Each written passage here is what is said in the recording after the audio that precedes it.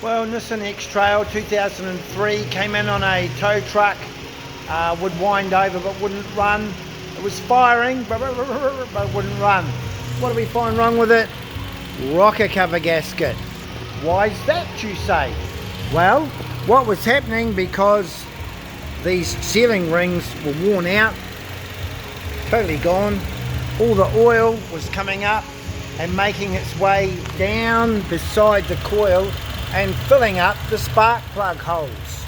That's why it wouldn't hardly run or fire. It was trying to, you know what I'm saying. So we put a new rocker cover on it, pulled out the spark plugs, they were fine, cleaned all the oil off them, cleaned the bottom of the coils, and she's idling beautifully. There you go.